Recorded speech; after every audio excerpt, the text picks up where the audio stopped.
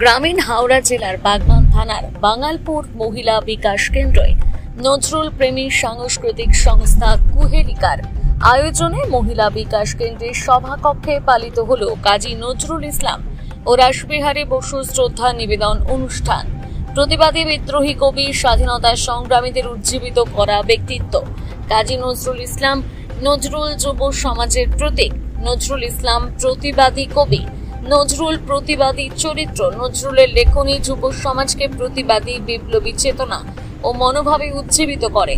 রাসবিহারী বসু একজন বিপ্লবী ছিলেন। বর্তমান প্রজন্ম মনীষী স্বাধীনতা সংগ্রামীদের জীবনী অনুশীলন, স্বাধীনতা সংগ্রামীদের মূল্যায়ন করতে ভুলে গেছেন, তাদের সম্পর্কে জানতে আগ্রহী নয়। বর্তমান পরিস্থিতিতে যুব সমাজকে বিভিন্ন মনীষীদের জীবন, কর্মধারা, স্বাধীনতা সংগ্রামীদের জীবনী, তাদের বিপ্লবী জীবন, তাদের আত্মত্যাগ স্মরণ করিয়ে দেবার জন্য সমাজসেবী বাগনানের গাছকাকু নামে পরিচিত চন্দ্রনাথ বসু কাজী নজরুল ইসলাম ও রাসবিহারী বসু শ্রদ্ধা নিবেদনের আয়োজন করেছিল কুহেলিকা সংস্থার মাধ্যমে।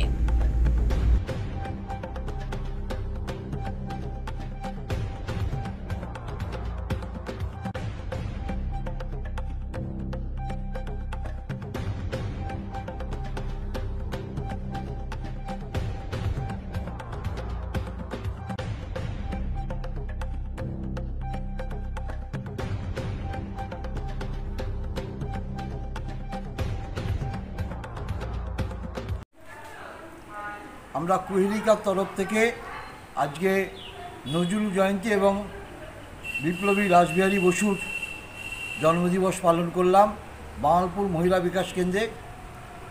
যে পথ দিয়ে নজরুল ইসলাম হেঁটে গেছিলেন সেই রাস্তার ধারে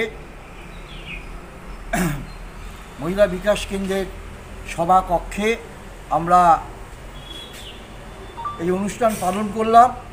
এই অনুষ্ঠানে কবিতা পাঠ, আবৃত্তি, নৃত্য, সঙ্গীত এবং ফলহারিণী কালী পুজো উপলক্ষে যে বন্যপ্রাণী শিকার তার বিরুদ্ধে সচেতনতার প্রচার আমরা করলাম।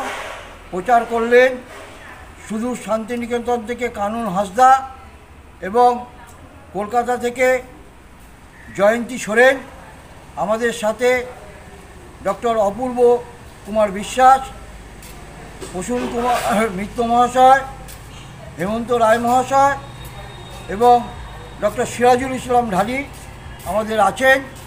আমরা সবাই মিলে প্রায় শতাধিক মানুষের উপস্থিতিতে আমাদের অনুষ্ঠানটা সুন্দরভাবে সফল হলো। আমি চন্দ্রনাথ বসু কুহেলিকার সম্পাদক।